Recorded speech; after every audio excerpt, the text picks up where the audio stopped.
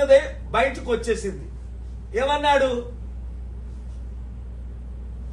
మమ్మల్ని ఢిల్లీ వాళ్ళు దొంగల్లా చూస్తున్నారు. ఈరోజు అన్ని మాటలు, నిన్న అన్ని మాటలు. మమ్మల్ని దగ్గరికి రానివ్వట్లేదు, చెప్పులు కూడా దోచుకుంటామని. ఒక సీఎంగా నాకు అపాయింట్మెంట్ ఇవ్వట్లేదు, నన్ను గజ దొంగలుగా చూస్తున్నారు, మా తెలంగాణ వారిని నీచులుగా చూస్తున్నారు అని అన్నాడా లేదా ఆయన? అంటే ఇక్కడ చంద్రబాబు నాయుడు మోదీ పాటలు పాడుతున్నాడు. ఎందుకు అంటే 52 రోజులు మోదీ అమిత్ షాలు జగన్ ద్వారా చంద్రబాబుని జైల్లో పెట్టినందుకే కదా. ఇప్పుడు నోరిప్పితే ఓటుకు నోటు కేసులో చంద్రబాబుని రేవంత్ రెడ్డిని జైల్లో పెడతారనే కదా. ఎందుకు ఈ దరిద్రం మన తెలుగు రాష్ట్రాలకి? ఆ రోజు తెలుగుదేశం పార్టీ స్థాపించిన మహానాయకుడు ఎన్టీ రామారావు ఇందిరాగాంధీనే ఉడికించాడు 1983లో 202 సీట్లు గెలిచి. ఆ రోజు పివి నరసింహరావు ప్రధానమంత్రిగా ప్రపంచాన్ని వణికించాడు.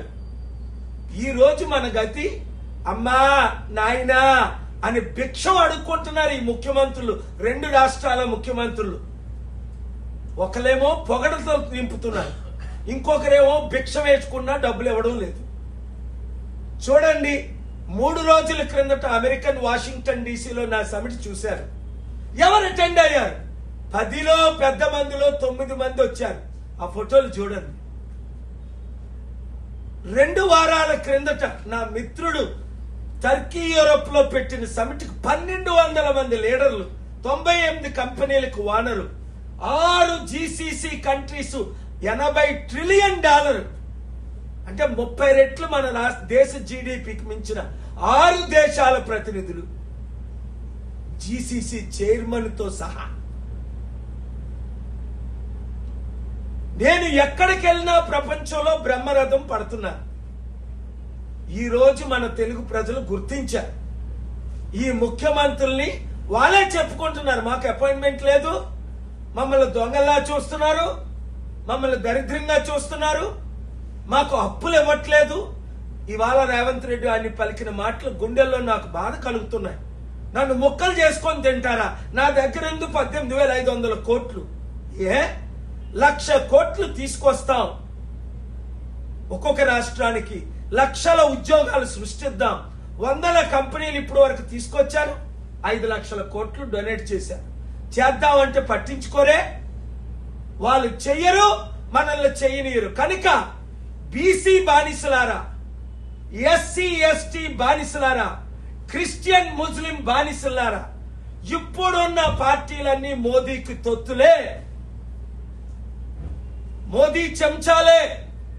మోదీని ఢీకొనాలంటే ఒక నాయకుడు కేఏ పాల్. మోదీని ఢీకొని స్టీల్ ప్లాంట్ అమ్మకాన్ని ఆపలేదా?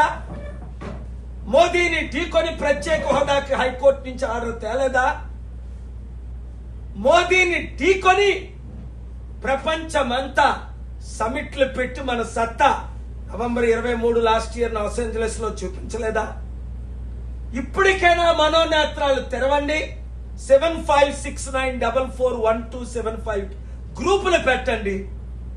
తణుకైతే తణుకు, గుంటూరు అయితే గుంటూరు, కరీంనగర్ అయితే కరీంనగర్ గ్రూప్ స్టార్ట్ చేసి 100,000 మందిని చేర్చండి.